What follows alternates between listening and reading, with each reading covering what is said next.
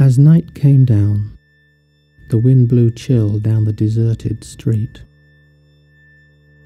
The bare trees in the thin strip of park clashed their lifeless branches. The ocean just below swelled silently in tides.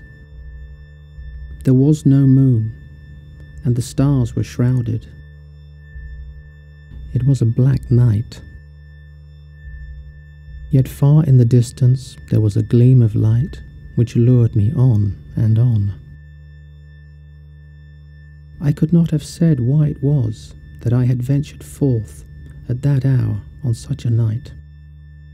It seemed to me as though the yellow glimmer I beheld was the goal of my excursion. Something within whispered to me then that I need go towards it.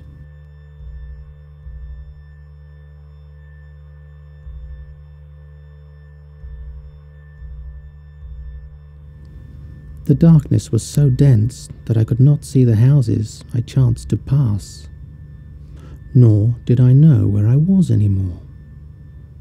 I urged forward blindly, walking towards the light, which was all that broke the blackness before me.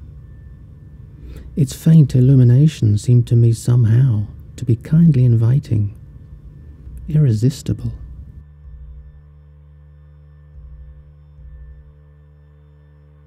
At last I came to a halt in front of a building I had never before seen. It was a simple edifice, and the door stood open.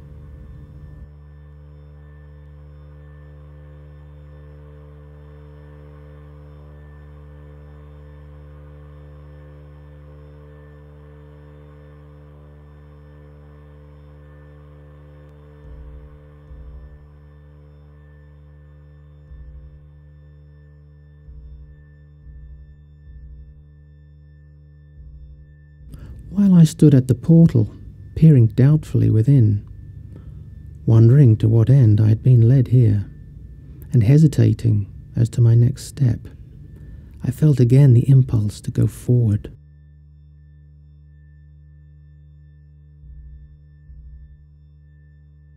I walked through the doorway, and I became conscious that the door had closed behind me. Inside was a machine with a dim light. I heard a faint metallic click above my head. I understood that if I chose to look at this machine, it should show me a succession of strange visions. I looked into the blackness at first, and then there was a slight crackling sound. I concentrated my attention on what I was about to see.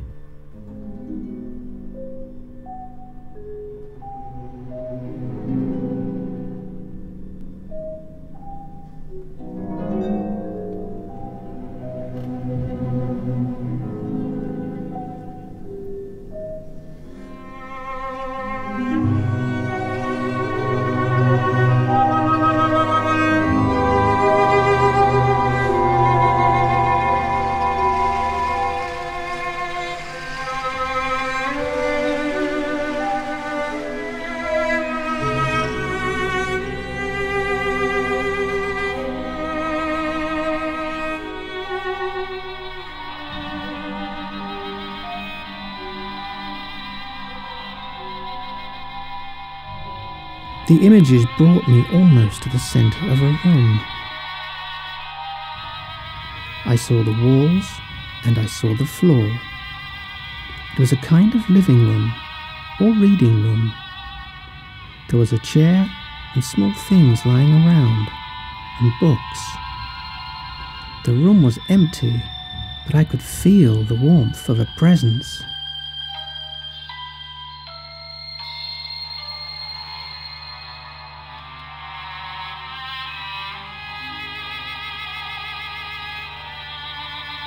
As I examined this place, I became conscious that I was not alone. In one of the corners of this room stood a middle-aged man of distinguished appearance, whose eyes were fixed upon me.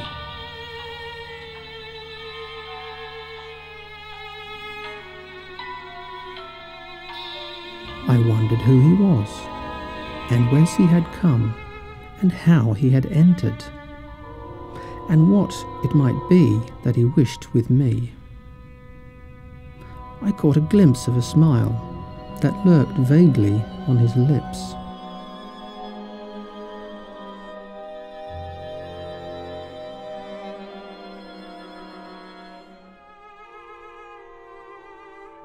How long we stood thus staring the one at the other, I do not know.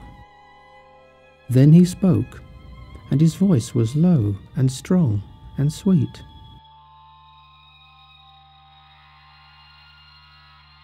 "You are welcome," he began, and I noted that the accent was slightly foreign, Italian perhaps, or it might be French.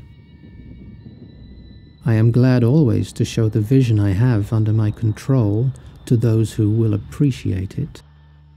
Did you recognize the scene shown to you by this instrument?" I did not know what to say in answer to this, so I said nothing. "What would you say to me if I were to tell you that I myself have seen the vision unrolled before you in this instrument?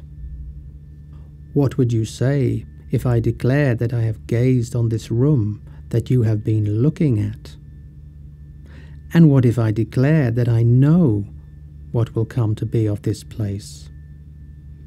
That I can see the slow gathering of dust, the yellowing leaves of the plant? What if I told you that I know of the elevating vapors of that drink in that glass, and that I can hear the mumbled sounds from the outside that shake the volumes of stories in these books, and that I can hear the radio still searching for a voice or a signal when nothing is left to be aligned with? The wood eats itself.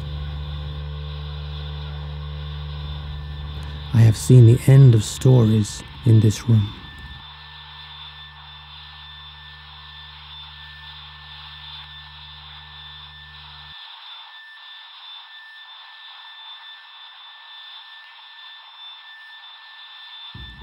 "Are you not Time himself?" I asked in amaze. "No," he answered. "I am not Time himself. And why should you think so?" I examined him more carefully to answer this last question, and the more I scrutinized him, the more difficult I found it to declare his age. At first I had thought him to be 40, perhaps, or of a certainty less than 50. But now, though his hair was black, though his eye was bright, though his step was firm, and though his gestures were free and sweeping, I had my doubts. "You have seen what my instrument contains. Would you like now to examine the contents of another one?" I answered in the affirmative. "The vision I concept for you is a vision of your own life," he said. "In here, you can see the most important episode of your past."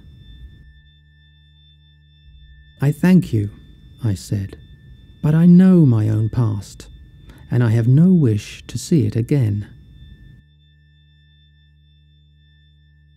"Then you will be more interested in the last of my instruments," he said, as he waved his thin, delicate hand forward.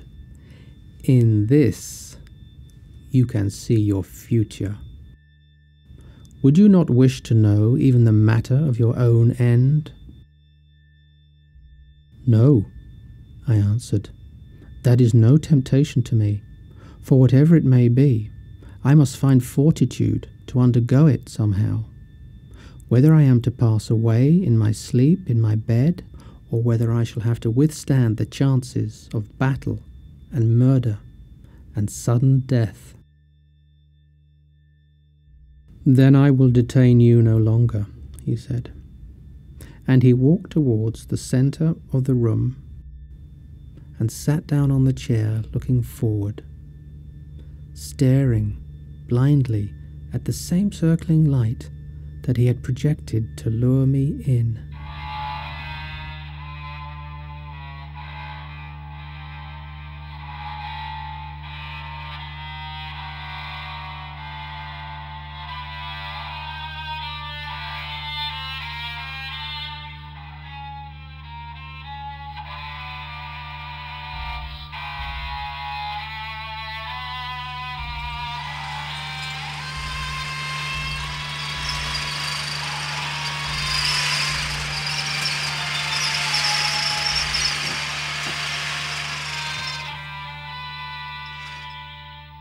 What would you say to me if I were to tell you that I myself have seen the vision unroll before you in this instrument? What would you say if I declared that I have gazed on this room that you have been looking at? And what if I declared that I know what will come to be of this place? That I can see the slow gathering of dust, the yellowing leaves of the plant? What if I told you that I know of the elevating vapors of that drink in that glass, and that I can hear the mumbled sounds from the outside that shape the volumes of stories in these books, and that I can hear the radio still searching for a voice or a signal when nothing is left to be aligned with, that I can see the spiral in front of me,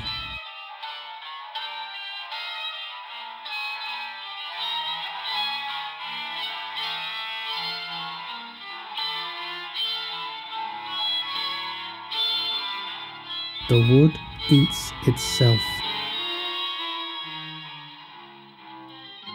I have seen the end of stories in this room.